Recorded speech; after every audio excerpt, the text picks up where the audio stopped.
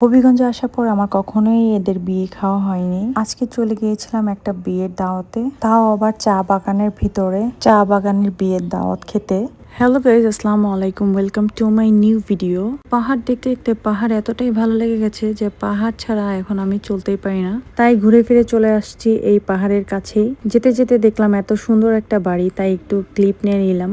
এই চেনা অচেনা চা বাগানের মধ্যে দিয়েই আমরা যাচ্ছি একটা বিয়ের প্রোগ্রামে। সাথে ছিল আমার হাজব্যান্ডের একটা কলিগ আর ভাবি, আর তাদের কিউট কিউট দুইটা বেবি। ওদের দুইজনের সাথে আমার মেয়েটাও বেশ মিলে গেছে। এই পথ, এই রাস্তা দিয়ে আমি বহুবারই গিয়েছি। যতবারই যাই ততবারই আমার মনটা ফ্রেশ হয়ে যায়। দুই সাইডেই চা বাগান, তার পাশে পাহাড়, উপরে আকাশ আর সেই রাস্তা। সাথে ছিল আমাদের অনেক গল্প। আসলে ভাবিরা একসাথে হলে অনেক গল্পই করা হয়। বহু কথা বলতে বলতে আমরা চলে আসলাম সুরমা চা বাগানে। আসলে বিয়েটা হচ্ছে এটার মধ্যেই। সুরমা চা বাগানের আন্ডারে 6টা চা বাগান, তাই এটার আয়ত্ত কিন্তু বিশাল। এটার মধ্যে হসপিটাল, মসজিদ, অনেক রকমের দোকান, সাথে করে এখানে চায়ের ফ্যাক্টরিও রয়েছে। এই যেই সেই ফ্যাক্টরি। এটার সামনে যে বাড়িটা, সেখানেই বিয়ে হচ্ছিল। আমরা পৌঁছে গিয়েছি আমাদের গন্তব্যে। তো আমরা এখন যাচ্ছিলাম বিয়ে বাড়িতে। এখানে খুব সুন্দর গেট সাজানো হয়েছিল, সাথে ফুল রাস্তাটা লাইটিংও করা ছিল। তাই আমরা নেমে হেঁটে হেঁটেই যাচ্ছিলাম।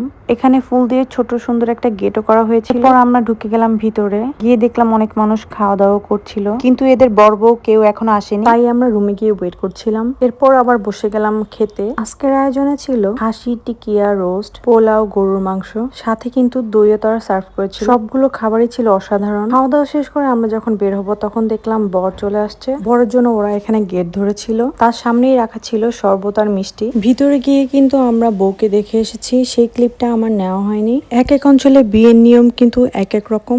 গেটে অনেক কথা কাটাকাটি হচ্ছিল, তাই আর আমরা দেরি না করে চলে যাচ্ছি। এরপর আমরা চলে যাই চা বাগানে ঘুরতে, চা বাগানের ম্যানেজারের বাড়ির ওদিকে। এই সুরমা চা বাগানটাও বেশ সুন্দর। পাহাড়ের নিচে সাইডে কিন্তু একটা ছড়াও চলে গেছে। ম্যানেজারের বাংলোর ভিতরে কিন্তু একটা হাতিও দেখতে পাচ্ছিলাম আমরা। এর সাথে বাঁধানো আছে একটা গরুও। এখানের হাওয়াটা এতটাই মনোমুগ্ধ ছিল, মন চাচ্ছিল না যে আজকে ঘরে ফিরে যাই। অনেক ভিডিও, অনেক ছবি তুলে তারপরেও মনে হচ্ছিল এখানে থেকে যাই। সাথে করে আমার মেয়েটাও দৌড়াচ্ছে। খোলামেলা পরিবেশ অনেক পছন্দ। দূরে তাকিয়ে দেখলাম খুব জোরে বৃষ্টি হচ্ছিল। আমাদের এদিকে আস্তে আস্তেই বৃষ্টি নিমিষেই শেষ হয়ে গেল। এত পরিমাণ বাতাস ছিল এখানে, চারিদিকে তাকালেই সবুজ। এতটাই ভালো লাগছিল যে সরতে মন চাচ্ছিল না। এটা হচ্ছে মেন ম্যানেজারের বাংলোটা, যেটা উপরে পুরোটাই সন দিয়ে তৈরি। যেতে মন না চেলেও তবুও চলে যাচ্ছি আমরা আজকে এখান থেকে।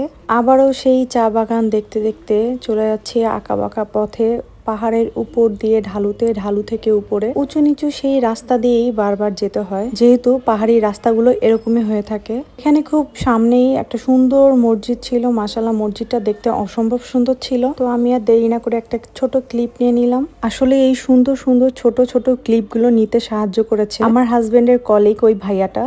এরপর যেতে যেতেই দেখলাম কিছু বানর। গাড়ি চলছিল বিদায় এই ফুটেজগুলো ভালো করে আসেনি। এরপর আমরা থামলাম চুনারুঘাট চা বাগানে। এখানে একটা সুন্দর সাইনবোর্ডও করা আছে, বিউটিফুল চুনারুঘাট। এখানে যেই চাটা আছে, এই চাটা অসম্ভব মজা। আমি ফার্স্ট টাইম ট্রাই করলাম, আমার কাছে খুবই ভালো লেগেছে। আজকের ওয়েদারটা এতটাই সুন্দর ছিল, বারবার শুধু ওয়েদারের ছবি আমি তুলছিলাম, সাথে আপনাদেরও দেখাচ্ছিলাম। আজকের মতো ভিডিও ঘোরাঘুরি এখানেই শেষ করছি। ভিডিওটি কেমন লাগলো অবশ্যই কমেন্ট করে জানাবেন। তো সবাই ভালো থাকবেন, সুস্থ থাকবেন। দেখা হবে নেক্সট কোনো ব্লগে। ততক্ষণ পর্যন্ত আল্লাহ হাফেজ।